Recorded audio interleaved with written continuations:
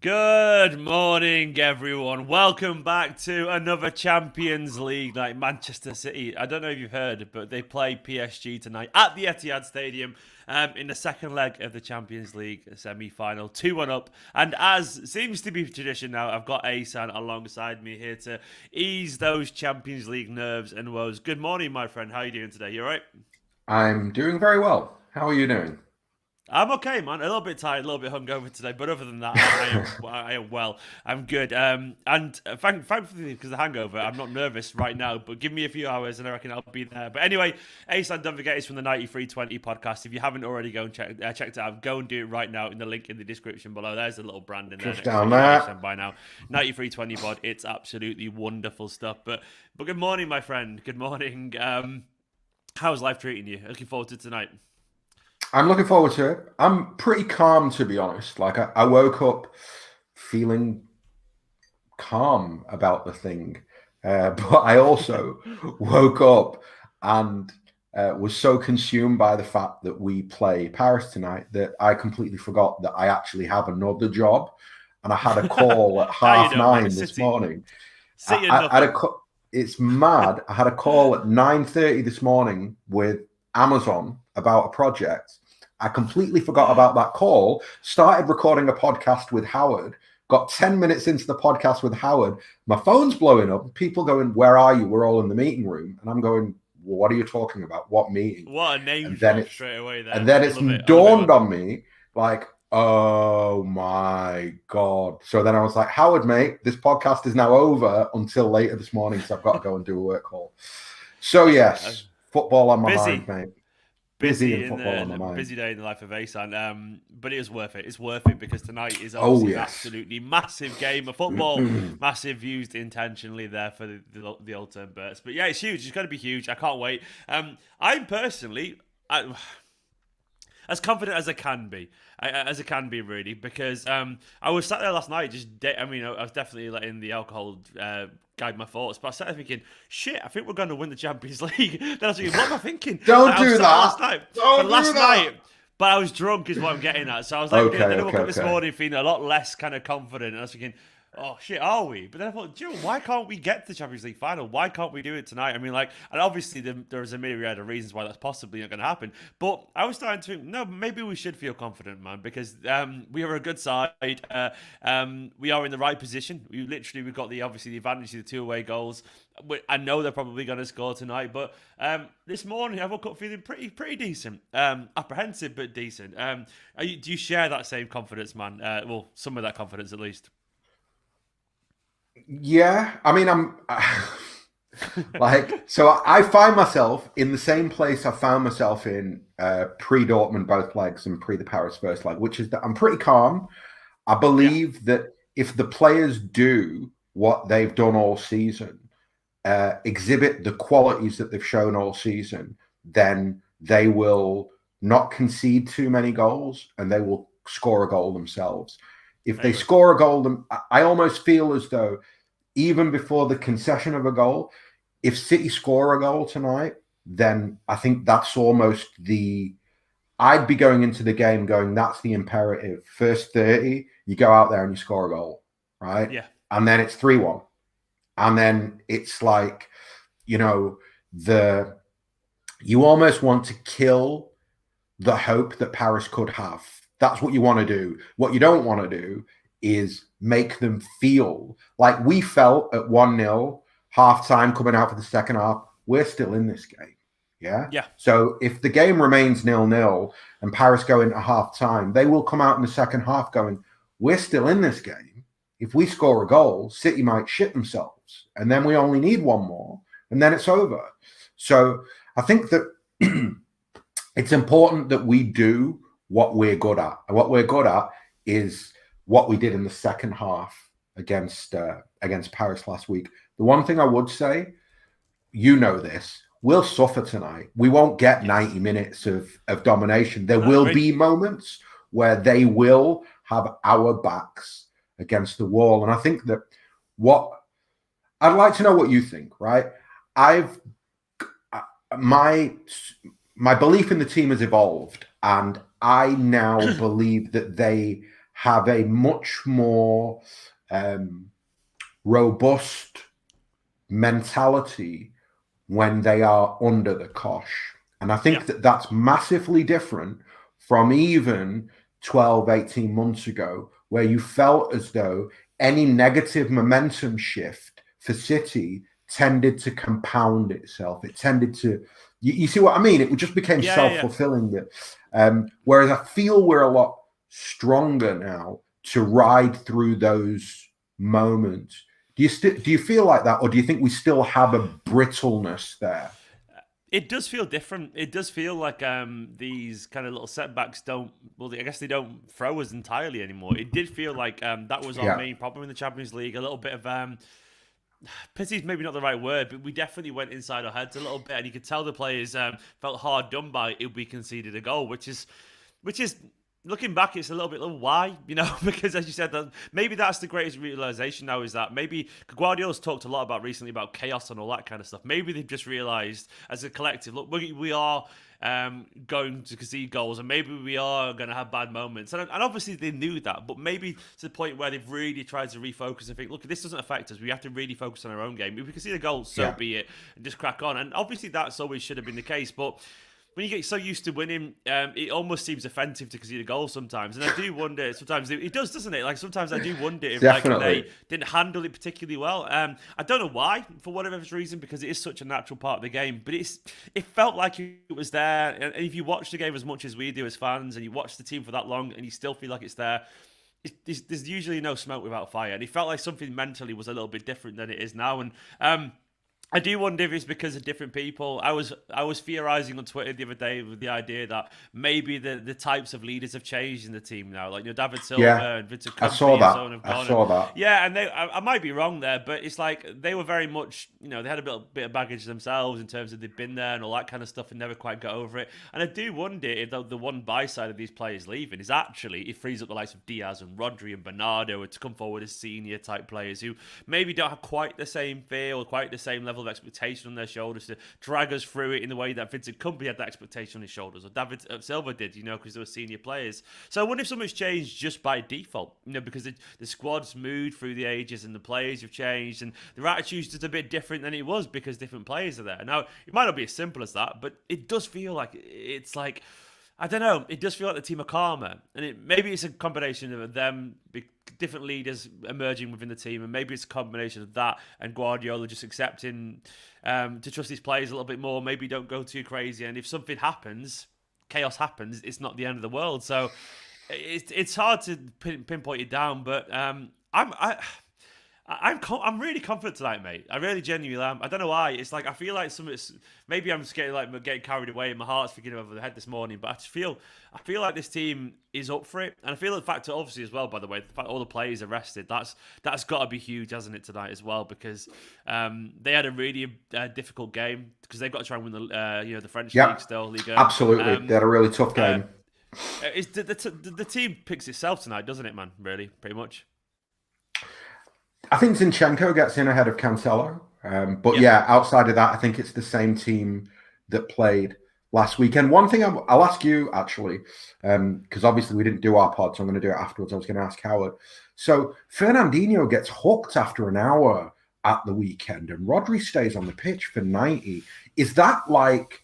Do we then take something from that, or is that because I almost think that's Pep playing a mind game with Poch, and Poch is looking at that, and his, all the analysts that will have looked at that game for Paris will be saying to Poch, Fernandinho starts on Tuesday because he's hooked him on the hour, and Rodri stayed on the pitch for 90. So, what's your feeling on that?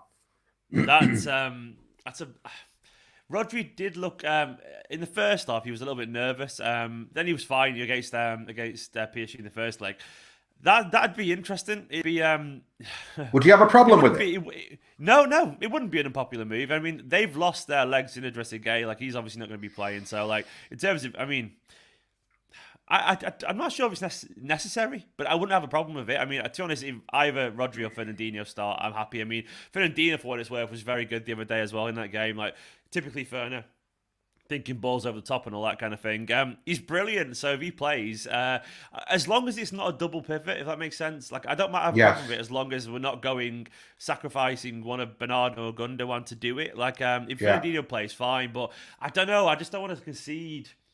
I don't want to concede essentially momentum and I guess positivity. I Because don't if we think say- Pep will. No, I don't think Pep will go Ferner Rodri. I think it'll be one of the two. who's you going to and- start? Well, the question, and I'm going to throw this back to you again. Actually, the question I want to ask you is who's a better passer of the ball, Fernandinho or Rodri from deep? That I would say Fernandinho's still probably slightly more intuitive with our system. I think he's still a bit more, but I don't know the answer to that, man. If I'm being genuinely honest, we're splitting hairs in my opinion. Like Rodri, I would say I probably trust Ferner more in a big game, and that's simply because he's been there and done it, and that's obviously like. That will play into it a little bit. And I've obviously got more of an emotional connection to him, and he's been brilliant this season when he played. So I wouldn't doubt him for 1 second. I probably would say it makes sense to go with Rodri simply because he's the future as well, and he's got us this far and he's been involved. I don't know. Yeah, man. but I could hold sit here on, and go for hold days. on. So I would argue first 30, 40 against Paris last week, Rodri's arguably the weakest player. I would And agree. arguably, because of the position that he plays, whether it's the pressure of the moment or whatever it is, the things that he does, it's far worse than if Foden does that or if Mahrez does that, right? Because Foden or Mahrez are losing the ball deep in Paris's half. When Rodri gets hustled off the ball, it's generally in a position where if he loses it, the attacker's got a straight run at the defenders. So it's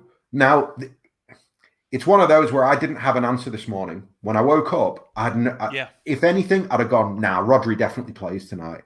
But even as we have this conversation, and I think about that substitution at the weekend, and I think about last week's game, I wonder if I'm Pep, I don't go, you know what? I'm putting Ferner in there for an hour because he can definitely do an hour like it's, 2015, 16. And I can bring Rodri on after the hour. And that means that certainly in that first 20 or 30, when I'm going to need experience, Fernandinho's there. And that's the experience. If there's one thing that I felt we lacked last week, it was probably that experience. It was probably just somebody to go, whoa, everybody be calm. Like we're getting sucked into doing daft things. It was crazy. Exactly. I felt like he did that. Which is, of all the people, he felt like he did it a little bit, which is weird. But it shows that it was needed, that somebody in that game needed to show a cool head and a calm head. And I've taught myself into it. I think Fernandinho will start tonight. Look, there's no scenario where Fernandinho starts and I'm unhappy. So it's as simple as that. No. In general, Fernandinho plays, cool. He's Fernandinho. He's brilliant. I mean, I've been banging the drum now for him to stay for another year. And that's what I think I should have. I think I'm not just trying to say some emotion. He should stay for another year. And I think it's sensible. Not just because I think it's needed. I think it's just a very clever decision because he's still clearly a very good footballer. Like, clearly. And is he going to drop off a cliff that much that he won't be useful next season? And given the fact that we've got these good young players coming through as well, I want Fernandinho next year, personally. That's my big call. And somehow Cheeky's watching this and Pep, do it. Sign him on. And you know what? He's absolutely brilliant. Go on. I sort of feel, and this is not going to please the transfer junkies who watch these videos, but I sort of feel a little bit like with everything that's gone on the last few weeks with like the European Super League and the focus that it's brought to money and football and billionaire owners and all that sort of stuff. I'm a bit like, I had this moment where I was like, yeah, Ferner can go, Kun can go, let's go again, spend 300 million, let's go and sign 3 players. And now I'm just a bit more like, we're in the second leg of the semi-final of Champions League where we've won the league more or less. We've just done the Carabao. I look at Fernandinho and his influence. I look at Aguero and his goal on Saturday. I don't know if I'm ready to let go of all of that yet. Do you know what I mean? I'm almost like, I think I want another year of holistic City. Like I can wait a year Holistic for City. yeah, I can wait a year for Haaland and Messi and all of that sort of madness of Grealish and let's spend 200 million and 300 million. Maybe I can do a summer. The funny thing is, I think if we somehow manage to win this big old tin pot, I would not be surprised if City use that as a reason to spend a lot of money because we. Yeah. I think it will be an excuse to go like, well, no, we've won it now. We're gonna solidify it and stamp it down if we somehow manage to win this. But that's the only way you can do it without getting bad press. If you win the European Cup, right, and the Premier League, you go buy who you want. Ain't nobody saying everyone's like, you got the money, you got the dollars. Yeah. You got fine. the green. You did mention someone though, which is an interesting talking point throughout that whole little monologue. Sergio Aguero, man, like Sergio, like fucking hell. I had to do a video. I did a segment on a video yesterday, 5 things learned. Like I was wrong. Like I did not. I had to decide. I've not even looked at the comments because I'm not sure if I'm getting absolutely piss taken at me or whatever. But basically, I did a video saying I was wrong because I didn't expect him to look that sharp again this season. I genuinely didn't, and that's my honest hands held up thing. And what I will say in my defense is that he didn't look. He looked all right in the first half, but he looked a little bit like. This sounds so cruel, but he looked a little bit slow in everything he was doing. He looked good, technically, but everything looked to like 60% of the pace that he used to be. It looked a bit like Masters football. Do you remember that ages ago? Mm-hmm. He looked very technical. But then as soon as he scored, I swear his sharpness and his pace and his acceleration, it's always the way though, isn't it? He went up a little bit and there's like a general like energy to his game all of a sudden where he looks like, oh shit, I'm back. Maybe I'm back, and I've scored a goal. And it surprised me. It genuinely surprised me. It took me... it hit me emotionally as well quite a lot, and I know I wouldn't be the only Man City fan feeling that way. But I think it is the emotions. I think that so I was exactly the same on the review podcast. I was like, you know what? Firstly, I hold my hands up. Like I didn't think that he'd get to that level of sharpness that quickly. But more importantly, I was like, look. If it's a choice between Jesus and Aguero's fit like that, I think I'm picking Aguero. So maybe they've been a little bit premature in their decision making. That's what I said on the review pod. But I think the truth is that was emotion. I think the truth is that I knew 2 weeks ago, Aguero's not forgotten how to finish you don't forget how to finish like that. Like he'll be able to do that when he's in his 50s. Forget about it. That's not the point. The point is that over a 38 game league campaign or a 60-odd full campaign, what can you trust from him and what can't you? And the truth is that I believe that he should go and play where he'll be top dog whenever he's fit, because he deserves that, because he's that good still. And we saw that. And even though... And this goes back to the first time I talked about Con potentially leaving and going to a Premier League club. I'm fine if he goes to Chelsea. I'm just going to say it again. Sergio Aguero deserves... Yeah, but he deserves to do whatever he wants to do. No, and when I saw him score that goal, and when I saw the emotion in his face, and when I saw the way that he ran over that 90 minutes, and even the save that the Palace keeper makes that should have been 2-0, right? And the chance in the first half. Sergio, wasn't it? And the chance in the first half where he tries to square it to Raz because he's not confident. But if he has that same chance in the second, he just turns and he buries that as well. I mean, he should be gracing football games at the highest level. And if it can't be for City, it should be somewhere else. He should not be sat on our bench for 40-odd games in a season. You see what I mean? Like, I love him that much. I do. And I think that... I was going to say, I'm not saying he can't go to Chelsea. He can if he wants to, and he obviously get the blessing. It's just I just personally don't want to see it. In terms of, I can't, just emotionally, it's a little bit like, of course you want your ex to be happy, like as long as you've got a good relationship with them, but like, still you're like, nah, can you be happy somewhere else out of sight, kind of thing? Because it just makes it a little bit easy. But I guess what I say, man, is that does that change anything at all with the arc of Aguero's Man City story now? Like, does Pep take him a little bit more seriously now? Does he become does he go up the ranks in terms of substitutes? That makes sense, because previously I would have said it looked like even Ferran Torres would come on before him. It looked like Ferran Torres would come on as a striking option before him. Jesus, Sterling. Does he become an option now today, potentially, if we need a goal? Does he become an option in a potential final? Because it looked like he was going to have no involvement at all. He's just proven that he's still a pretty good finisher. He's still got something in him. how can he not be an option? I mean, when you look at the 11 that take the pitch, yeah, with the exception of maybe Foden, maybe Kevin, like there's not a natural finisher, right? Nobody scores that goal that he scored, so no. of course he's an option. I think that for me, what made me really happy about that goal is that it would have been horrible if we never saw Con again. You understand what I mean? If the season had gone on, right, he hadn't gone on the pitch and it would just be over and he'd wave goodbye and we'd have to go all the way, we'd have to start thinking in our memories for an Aguero banger. Forget it. He scored a banger 3 days ago that is like peak Aguero. Like, I celebrated that goal.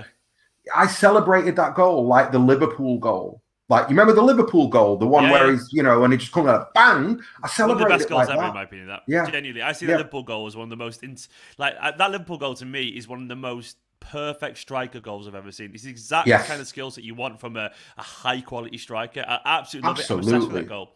And I think it's the occasion as well, but the context. That's something about that goal is just. It's just like a perfect football goal. And what I mean by that is it's not the most complicated goal in the world. It's just pure. You watch it every single time. You're like, the instinctive brilliance of that finish that only could have been scored by Sergio Aguero. No one else in the world takes that shot on in the way that he does there. And like, I love it. It sums up Aguero perfectly. And do you know what I dream now? And we all daydream of the same thing, man. Like, I dream that there's a big goal left in this season for him because that's what we want, isn't it? We all want that. We all want him to. I thought Saturday was a big goal. I thought Saturday was a big goal. I felt like it was a. It could win as a goal, win the league. It could literally win as a league if Absolutely. So it was massively, but I want a bigger goal. I want a bigger goal. You never know, man. I want the goal that actually wins us the league. I want him to play against Chelsea, and I want him to score, and that's the game that we win the league. Because then Sergio's on the pitch like that. That's why I didn't want to win the league on Sunday. By the way, I want to win it when the players are on the pitch. Personally, that's just a personal thing. I get that. It's just I don't like sitting there looking at your phone to see that you've won the league. I want to watch it, man. I want to watch it. It means more to me.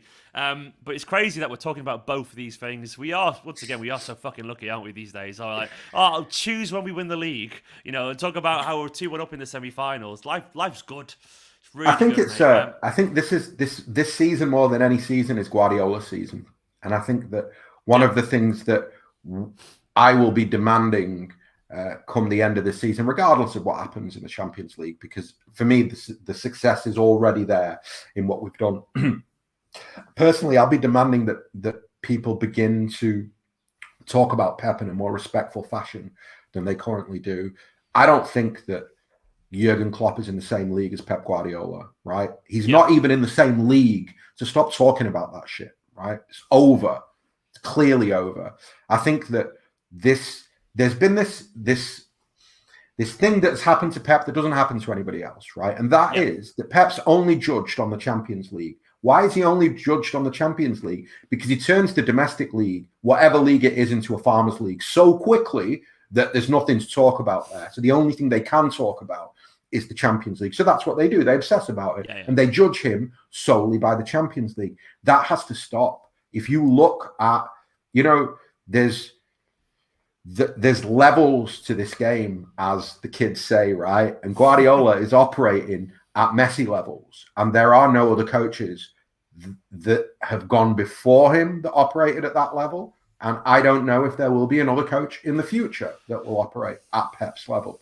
So the notion that he is just another high quality coach like Klopp or Zidane or Poch or any of those guys, no, absolutely not. I think that we, unfortunately, live in a country with a media that from very early on chose to be antagonistic with him and not to really fully give him the credit that he deserves. But when you look at, the thing about good players, and Pep says it as well, and sometimes I'm like, Pep, stop doing it because you're talking yourself down, right?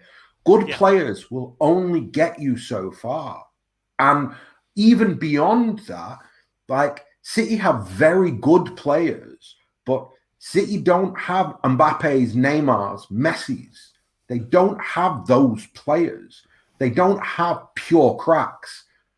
Why? Because they're a team. It's a team game, and Pep's built a team where the team is more important than any individual.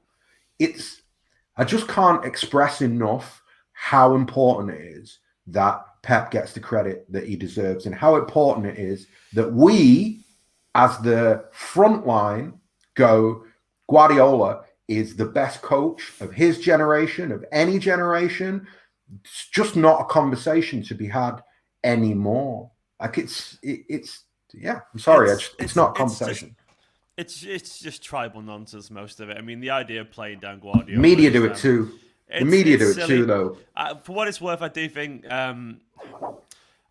his legacy will be seen as in an incredibly positive light. I think people don't realize what they've got until it's gone sometimes, and it'll be the same with that. And you'll know by the outpouring of emotion when he finally retires from being a manager. You'll see all the biggest players and all the biggest stars in the world come out and talk about him, and it'll be hard to ignore. And to be honest, we know what we've got. We know, and I'm with you on this. I think he is special. I think he is different. I think the way he sees football is I could only begin to dream of having 10% of the vision that someone like he has in terms of the football pitch. It's ridiculous. And you're right, it is his season as well. I think that probably is why he looks so calm and so tranquil at the moment. I think he realised he's got his mojo back. He's got the players following him. And to be honest, I remember someone saying he's apparently a big fan of Sir Alex Ferguson, and because he admired Ferguson because he rebuilt teams, and it was always something he's wanted to do before personally, and he has rebuilt this side. This is like it feels like a new Manchester City side. I know a lot of players are kind of still there roughly, but you look at the team from a few years ago. We're not relying on the brilliance of Kompany and Aguero and Silva and Fernandinho anymore. Like, he's built a new side, and I know we're very lucky. I know we've spent a lot of money on that kind of stuff, but to mesh a bunch of players together and be this brilliant, it isn't easy to do, man. Like, regardless of the money, as we all know this, it isn't easy. And I think Guardiola, the reason he's so happy is that he has ticked off a box that he wanted to do. I do think it's a new iteration of this Manchester City side. It's a different side from 3 years ago, the one, his own side as well. So, I think he's very, very content, and ultimately that's all that really matters. I mean, fuck everyone else, like what they want to say. Like, ultimately, he's happy here, and he's going to carry on winning things. And it could be that we're looking at, like, we were only one game away potentially from the greatest season of any domestic club ever. I mean, it could be that high. It might just fall short, of course, but either way, like, he's a fucking brilliant coach. We can get more than 90 points. We can get more than 90 Premier League points. Think about where we were in the league in November, December, right? If I'd have said to anybody in November, December, we'll be on course for 93, 94 points, I'd have been laughed out of the country. I think, it's mad, isn't it? I also wonder sometimes, because he makes it look so easy, that people just... They get used to it a little bit. Like, they get used to it a little bit. Like, I wonder if you get more credit if the league race was like the league race was closer. I know that sounds insane, but it's almost like people don't want to write about him. And but I do think if it was closer, people would be like, oh, there's excitement around him a little bit, and but it's almost like people don't tend to like people who make things look easier that everyone else struggles to do. And that's honestly, I think there's a lot of jealousy in that. I've got a great example for you. So I listened to the Totally Football podcast, right? And the Totally Football podcast is like James Richardson, bunch of people who I've always really liked, and I've always really liked that podcast. It's unbelievable to me how little time they've spent talking about City this season. And I realize why it is, because we are not involved in anybody else's narrative. Yeah. Because we're that good, because of Pep. And I think that I used to complain about it and be like, they're taking the piss. They don't talk about City ever. And I just realized it's because they just run out of things to say. They've been watching Pep's teams for 10 years. What are they going to say? Yeah, these guys are brilliant. And that's it. Exactly. And the thing is, they're doing media, they're doing a podcast, not for City fans, for all the other supporters too. And I imagine those guys don't want to hear about Pep at all, or Pep's team, because we're impossible. We have been impossible for about 4 months, 5 months now as a side.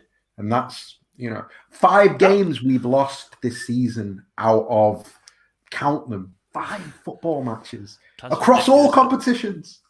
And that's the thing you're right. And I think I think if you dread something, you fear something, and you're envious something, you pretend it doesn't exist. It's the best way to handle Yeah, it, and yeah, there's an element of that, and I don't really blame him as well for feeling that way for what it's worth. It's just it's it's just it must hurt watching how well run and I mean this not from like our owners are brilliant perspective. I mean it from a genuine how well run we are as a business perspective. Like, I just genuinely the way Man City at every single level, the way they run, it's just a ridiculously accomplished machine. It's just an exceptionally well-run organization, and it must be kind of painful trying to pick apart, pick holes in that when they can't do it simply. By the way, absolutely. someone earlier did a super chat, and I totally missed it. I apologize. I was on the Where are the super wrong chats, tab. man? Yeah, Lads, I where are the missed. super chats? No, but Come on, lads. someone did one earlier. I absolutely missed it. I'm so sorry. Went to get to, we got distracted by a point. Need some So sorry, guys. interactions here. Yeah, but Amar's here anyway. He says All right, Amar. Legend says people use success under Mancini and Pellegrini to criticise Pep. However, the consistency in Pep's team is on another level, i.e., 20 wins on the bounce.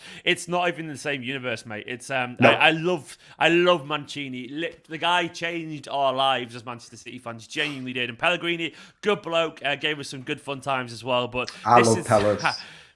This is on another level entirely. This is we're talking levels, as the kids would say. I mean, is it even close, Ahsan, for you? Nope. You can't touch what Guardiola has done. I've seen a lot of conversations about there is a generation of supporters who have like a closer affinity to Mancini. Cool, good for you, lads. I get that emotionally.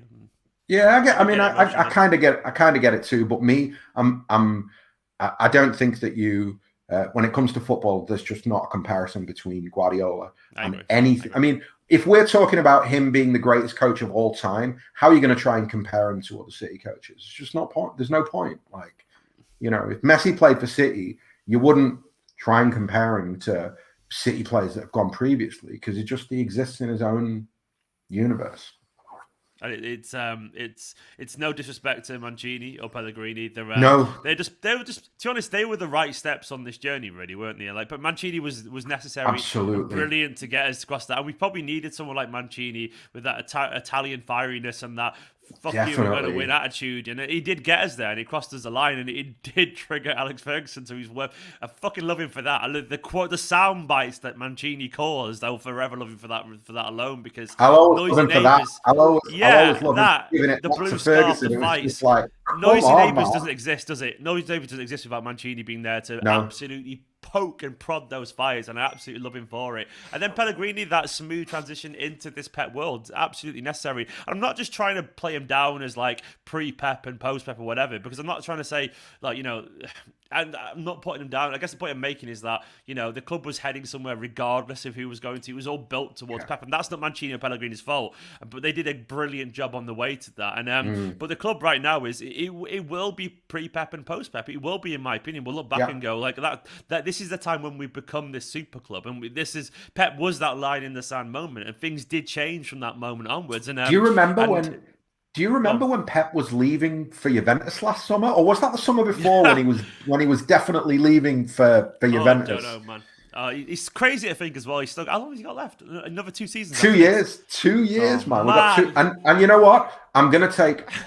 I'm beginning to think that you're right. What you said earlier about the Ferguson rebuilding teams and what the question I've got for Pep is.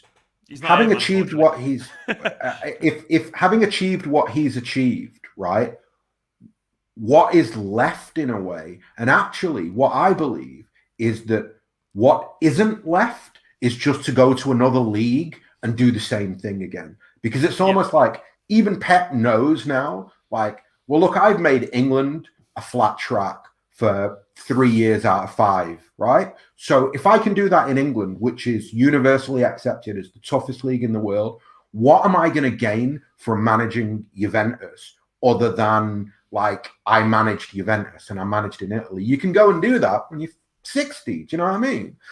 I am beginning to think that Guardiola's roots in Manchester might just get deeper and deeper the longer he stays here, because the achievement will be the longevity and the fact that we're already getting to a stage where he will be, now Mourinho's gone. Has anybody in the league won more league titles than Pep? No managers have.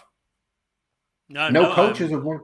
Not in this one, and not currently active. Right. Definitely not, man. Like, Okay. no, And what about longevity in the league? Who's been a coach at their club longer than Pep? Has Hodgson been at Palace longer than Pep's been at City? let me have a look. I'll Google it now. Hold that thought. Longest serving Premier League So manager. this is what I'm driving at. That I think that I think there may be this thing where the longer Pep stays, the more the logical thing for him to do is to stay and have longevity at City and success at one club become. He's the fourth, by the way. So Sean Dyche has Oh, been there. Jurgen wow. Klopp was a year or two earlier. Of course, Yeah. of But course. then Chris Wilder, but they're not. Chris Wilder's not in the Premier League. So as a Premier League manager, it's Dyche, Klopp, and then Guardiola as a Premier League manager. Wilder's Well, been there at you Sheffield go. United for a while, but they're going down, so it's irrelevant really. But that's interesting, man. That's interesting. Yeah. I think you probably. I mean, Dyche was a long time ago, so I think he might end up holding on to that. But you will definitely oversee Klopp. And to be honest, these days, if he does 7 years, even at Man City, that's just insanely long term given the football these days, isn't it? It's not normal. It's crazy. That's like 3 manager cycles. Like if you stay for 7 years, Yeah. that's literally 3 manager cycles. Like How what many was it that managers have United had since then? Since the last 7 years, they've had oh my Moyes, they've gosh. had Van Gaal, Mourinho, Solskjaer. Like they're like City in the 90s now, aren't they? Going through the managers. And they Genuinely, didn't Giggsy get it as a caretaker at some point? yeah. Carrick's probably Giggsy got had it as as a well. I caretaker. don't Did know. Has he? Carrick's had it as a caretaker? Clowns. I've had it Anyway. for a while. I bottled it in before. I didn't mind ago. I don't know. It does feel like Excellent. everyone. Nicky Butt probably had. I don't know. I have no idea genuinely. But either way, like I think. By the way, what I want to see, like I'm picturing. By the way, picture where we were 6 months ago and picture where we are now. Like the best thing about Guardiola's reign is that it can be like you can just be that brilliant that quickly. And what I mean by that is that Guardiola's such an incredible man motivator, an incredible innovator that you just the whole this. The picture, the landscape can just change so quickly under Guardiola for your club. Like, for example, I don't know, Phil Foden can become a galloping left winger overnight, which no one expected at the start of the season. No. I didn't expect it. Zinchenko can now. Zinchenko started. Have you noticed Zinchenko recently started to get the odd bit of game time in midfield as like a backup as well? Like who knows? Maybe in a year from now, looking at Zinchenko as a fucking world class holding midfielder, would anyone be surprised under Guardiola? Like he does these things. I guess the point I'm making is like you just never know where we're going to be in 2 years. Like this team could look totally different again, but in a good way. It could be that I don't know. Maybe Liam Delap's broken through. And we've got this like 20-year-old brute of an English striker. And imagine that in 2 years from now. Imagine Guardiola's pride going, "Yeah, I'm managing England's best creative player and England's number 9." You know, the point is I'm making that's possible, and I think Guardiola knows that these little things are possible as well. Just take Go on. have a look at this, right? Have a look at this. So we've effectively won the Premier League and the Carabao Cup without a number 9. Just for a minute, just think about this. It's not that he's done it in the odd game. It's not like Pep's gone, oh, this week I'm going to play with only midfielders. He's played the whole fucking season with only attacking midfielders, right? That's insane. Like you look at the goal, like look at our top scorer and then look across the league. It speaks to another level when you don't need a top scorer because your system is built in such a way that everybody can score, right? He's not normal, man. He's not normal. There's levels to this game, and Guardiola is on his own level, in his own universe. And I didn't come here today thinking I'm going to end up raving about Pep, but really Sometimes tonight, it needs to be said, man. Sometimes it needs to be said. We don't do enough. I don't think as a supporter base, we do enough to talk about what's amazing about the club, the coach, the players. We don't have that mentality that Rags and Scousers have where everything is the best for them. They spend all day, every day on the internet, in the grounds, going, all of our players, all of our managers, everything is the best. Yeah. And well, one thing I will say is the super chat here from John, who wants a revolution. John said we need to work together to remove these United pundits off these talk shows, and we need more of our players and fans to talk the truth about our game. Well, John, you've got no doubt that me and Ahsan and all the City creators out there will be banging Manchester City's drum always. John, I don't know how we can like get them to sack him. I don't want anyone sacked for what it's worth, but I do want to see maybe a positivity around City voices that are there, like Nadia Manu. Mike has been brilliant. Mike has been brilliant. For what it's worth, John, I do think eventually, I think it's slowly changing because it has to change, and I think there's going to be more brilliant ex-Man City players who will end up slowly getting into punditry because it's just our time, and there's nothing they can do to stop this blue momentum anyway. I mean, yeah, I can see it honestly. I reckon we'll be looking back in 5 years and going, oh, it's nice to see about 4 or 5 ex-City players regularly rotated. I think it's coming. Shall I tell you coming something? personally. Go on. I think it might not happen because all of our ex-players are too smart to be pundits. I suspect they're all going to end up like Vinny as coaches and managers. And do you know what I mean? Like, it's the spineless and the not so talented that end up as pundits. Like you look at guys like Rio Ferdinand. I'm not having a dig at Micah, but just, yeah, no, I know, but like like the truth is that Micah, isn't he? He's an entertainer, yeah, but also Micah said himself that he was young and stupid and should never have left Manchester City. And he behaved I've seen so many interviews with him where he's talked about the fact that he was just immature. He was completely immature and he wasn't smart enough to realize what was happening around him.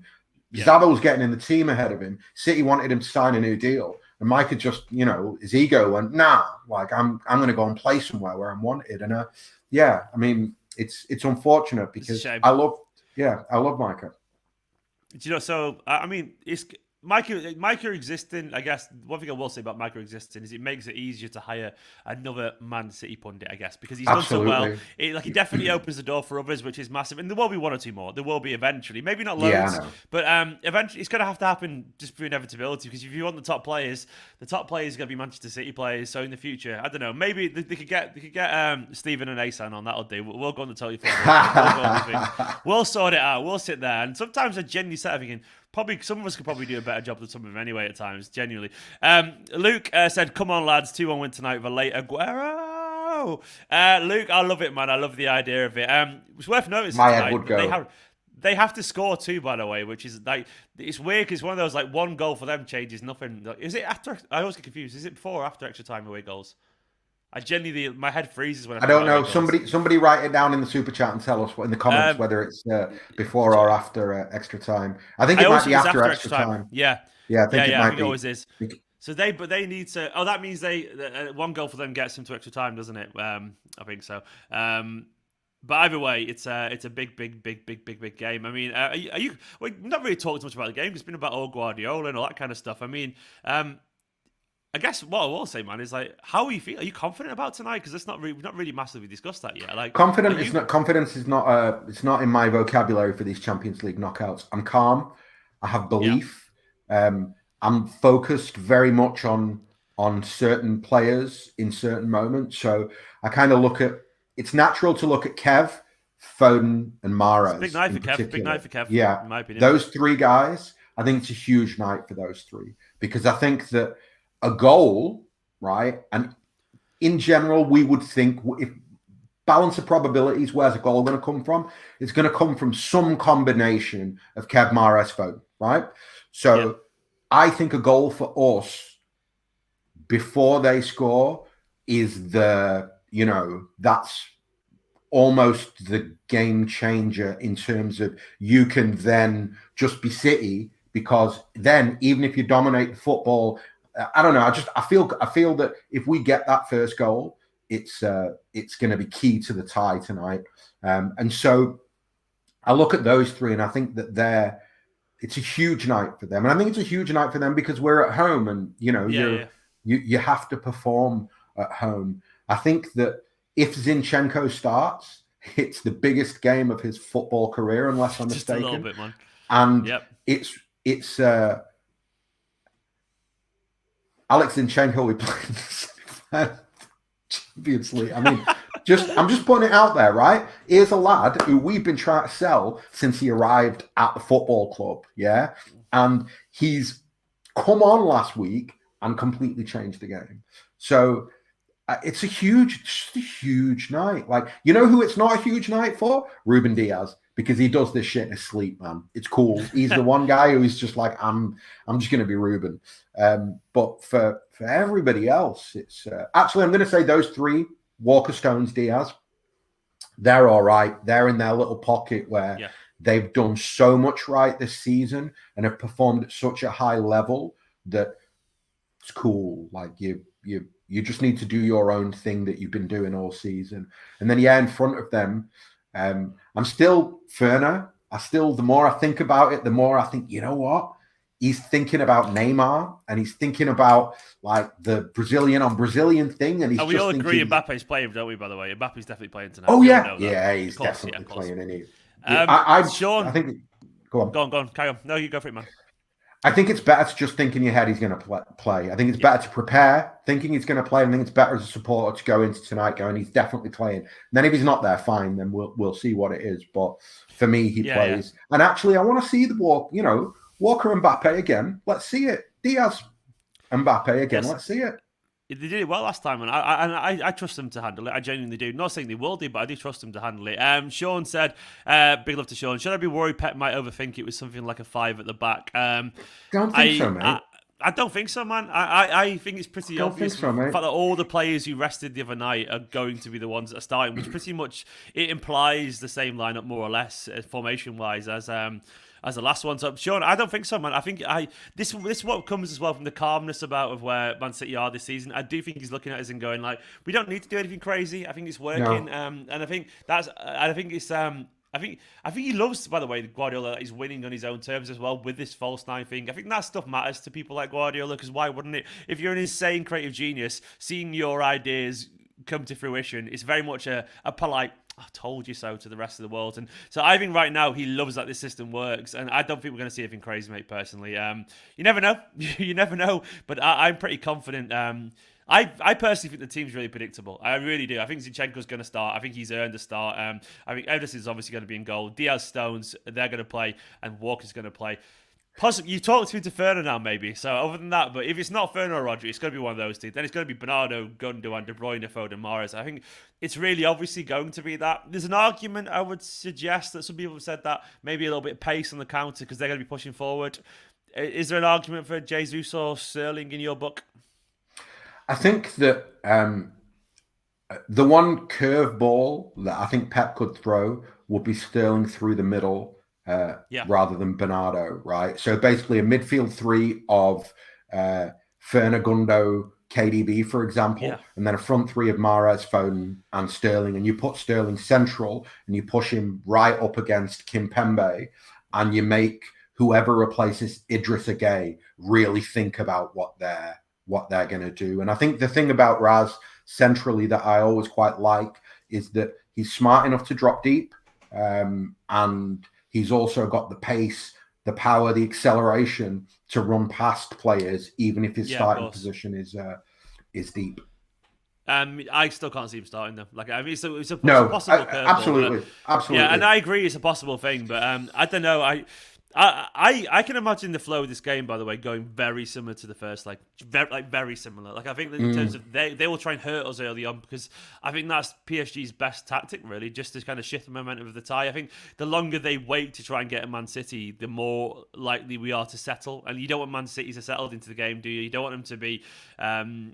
Well, as soon as we've got our foot on the ball confidently, that's when PSG have lost, in my personal opinion. Like, they need to play the game with the same intensity as that first leg, and hope that they capitalise on a little bit of momentum and score early, then score again. Second half, 0-0. I'm very confident personally at that point. Do you share that thought? Yeah, I think if we can get to half time at 0-0, I think that it puts us in a much better position for the second half. I think actually key thing tonight is going to be controlling Paredes and Di Maria. I think that those two are the two that you. That's my big. He's very good. I've always rated him, right? But I think that the combination of him and Paredes, they have two things. They have technical quality and they have RG gnarliness, right? So they will fight and they will put a foot in. And I think that battle is, in a way, the battle we somehow lost last week in the first half. So I think that's what we really need to do tonight is control those two and make sure that, like, almost our counter press stops them from counter attacking. And if we can do that, then we'll do better the early exchanges.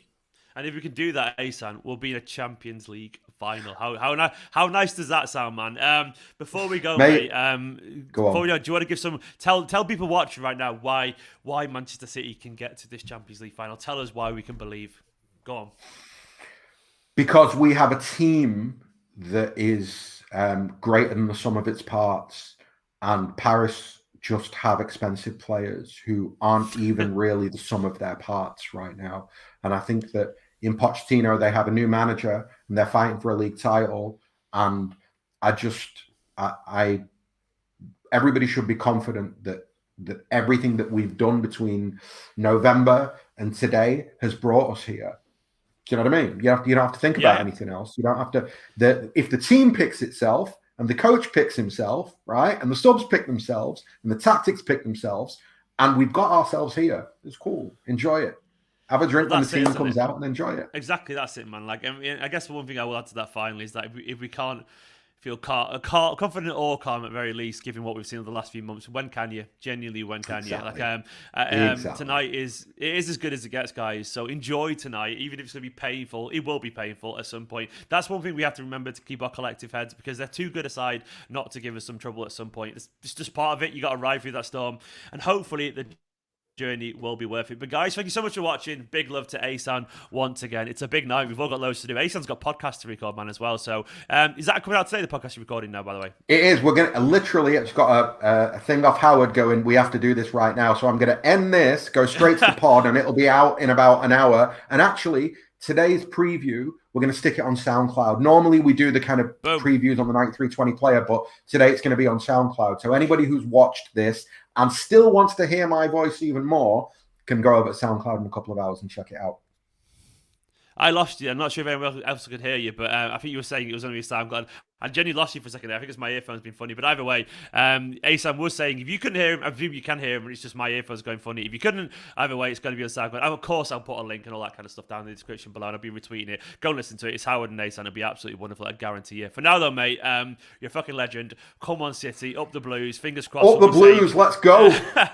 I want to be in the Champions League final tomorrow morning. That's all I ask Manchester City, and life will feel good. Fingers crossed. If not, it's not been a bad run, has it, this season? Either way, guys, don't forget, I will be obviously live tonight for a watch along, so I'll see you there. Like, comment, subscribe, all the usual stuff. Go and give Ahsan a follow, Ahsan Naeem, and at 9320pod as well on Twitter. They're absolute legends over there, and go check out their preview as well. For now, though, mate, see you later. Come on, City. See you later. Come on, City.